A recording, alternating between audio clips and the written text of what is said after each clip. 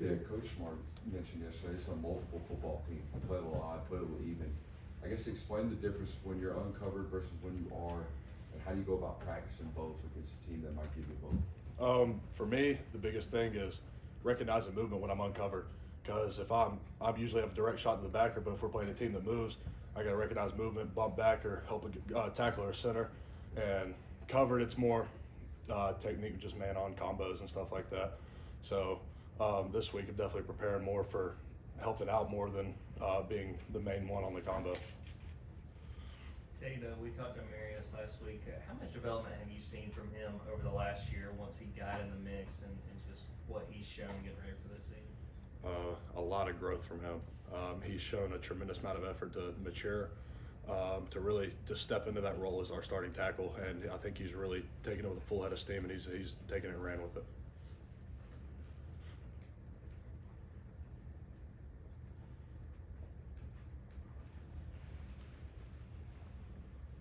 You're stepping into, it feels like the third year is alongside Cedric Van Pran. I mean, what has it been like both of your guys' relationship working together for so long? I'd say on the field, I have more trust and said than I've ever had next to anybody I've played with. Off the field, me and him are like brothers. We are always together, always hanging out, always watching film together. So me and him have definitely built a special bond over the past 3-4 years that we've been here. You used the word trust there with said, Mm-hmm. talking Carson, how has the trust building process been for the offense through fall camp, and what gives y'all confidence in him going into the season? I think that we learned that we have to have confidence in ourselves first off, with no matter who's on the field with us, that without us, things don't really roll. And with Carson being back there, just the progression of being with him since spring and going into fall camp and taking more reps and him changing protections and him really taking control of the offense has really helped us with having trust in him behind us.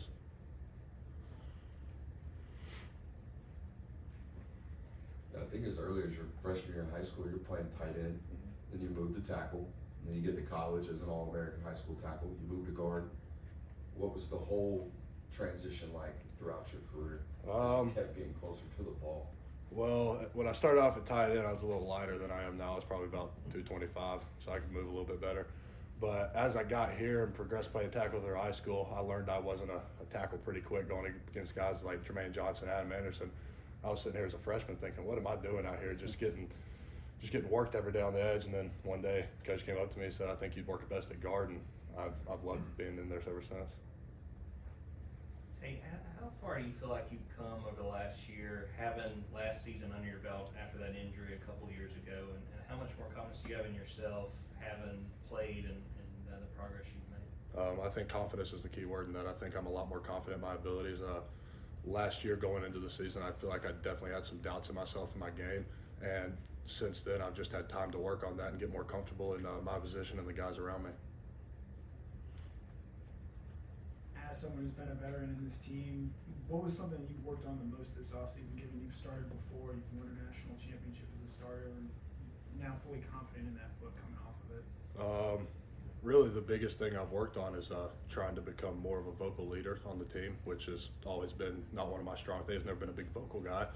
So I've been challenged to kind of step up into that role and kind of speak up more and not just let Ced be the leader of our offensive line room, kind of have his back in things and kind of step out and say things more. But technique-wise, it's just been better steps, better hand placement, hat placement, just understanding the game more, trying to see things before they happen. Does co-hosting a podcast help you at all being more vocal? I feel like maybe not. It definitely makes me more comfortable in situations like this. Like when I first got here in front of a camera, I was like, I hated it, but now I'm definitely more comfortable around it. But I think it's helped me better talking wise and yes, speaking up in front of a large group of people.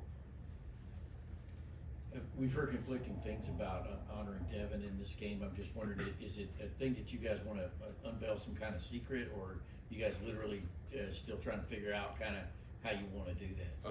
I think we're still trying to figure out what we want to do, but we definitely want to do something throughout the season just because he's a big part of our offensive line's why and why we do things and why we play like we play.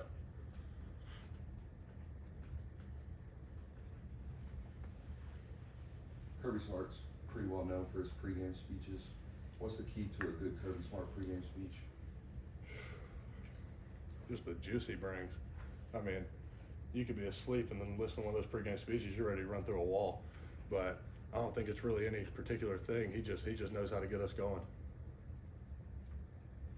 I wanted to ask about Coach Searle specifically. I mean, obviously you've worked with a couple guys in your time here, but what has he brought to your game that's really made you the player that you are now? A worker's mentality. Coming to practice every day, knowing that we have a standard to set as an offensive line, and coming to set that every day. He's going to let us know when we're not up to that standard. He's going to let us know when we are. So he's definitely brought a come to work every day. Really, just come in, head down, and go to work every day kind of thing. I don't know what the availability is for some of these banged up running backs, but you think Cash Jones is excited about the possibility of getting some touches Saturday? I know he is. I think that Cash has done a great job throughout fall camp of just taking reps and just building trust with everybody around him, knowing that he's going to do the right thing and when we need him to. But I think our offensive line especially has trust in whoever's behind us.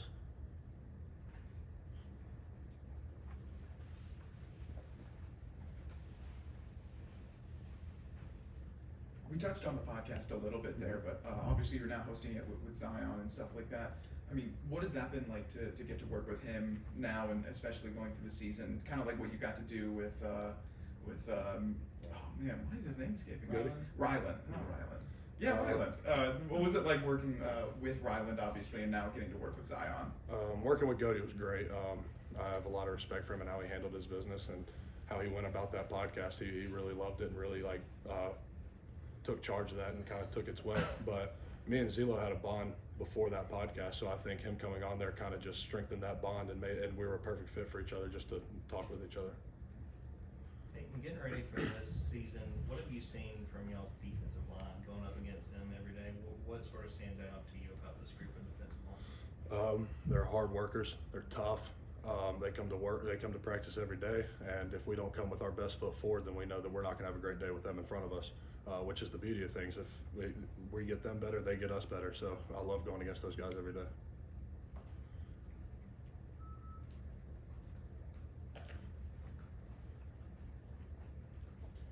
I guess what's the key, or you had a bunch of NFL guys come through at that defensive tackle position, guys that you were going up against every day in practice. What was the biggest takeaway that you learned during practice going against some of those guys? When I first stepped into that role of going against them every day, it's a big realization is either get better or get your butt kicked every day.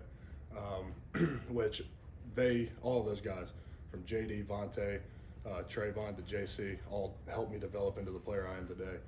Going against them every day was the biggest blessing to me being here, just knowing that I'm going against the best every day.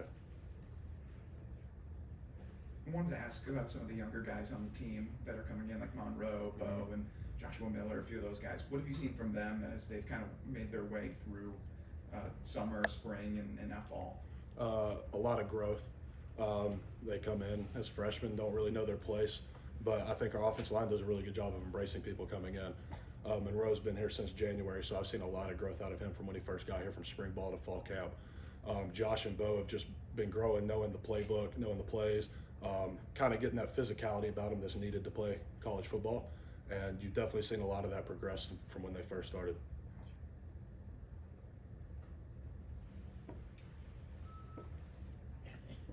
I know it's a little bit more on the opposite side of you, but I mean, we've been hearing a lot of talk on obviously on that left tackle position between Austin Blaski, Ernest Green. I mean, what have you seen from those guys specifically that have really stood out, especially as they battle for that left tackle starting spot? Both of those guys are great talents out there. They both do really well in space, in my opinion. They both work extremely hard. They're both really athletic. They both can run block really well. I think both of them are really extremely good players. Got time for two more questions? Take another one. Just to keep asking you every single player on the offensive line you've played with. Last one I haven't really asked about is Xavier Truss. I mean, obviously, how much trust do you have on him helping out that left side, especially from the guard position, when you both were guys that came in here as tackles? All the trust I can have in somebody. I've been playing next to him for all of last year and last spring, and I think over that time, you can't really function if you don't have the trust in all the guys across your line. So trust is a big thing for us in playing together as a unit. So I have full trust in everybody that's next to me. Yeah, a lot of, I don't know if it's standard in other college football programs, but other college or football environments, offensive linemen hang with offensive linemen, quarterbacks hang with quarterbacks. I hear a lot of you guys talk about your best friends being in other different positions. What's the key to kind of developing those relationships on this, in this building? I think it's just a culture we've set here. It's not just having cliques in the locker room. Everybody's one tight-knit brotherhood. And like one of my best friends off the field was Carson Beck. I lived with him for 2 years. And it's kind of just the guys you come in with, you get to know more than anybody. That's accepting other people into those groups and kind of getting to know them and getting to know their story. So you have more of a reason to play for on Saturday than just yourself. You're playing for the guy next to you and you know why they're playing. Thank you. Thanks, Tate. Tate. Yep.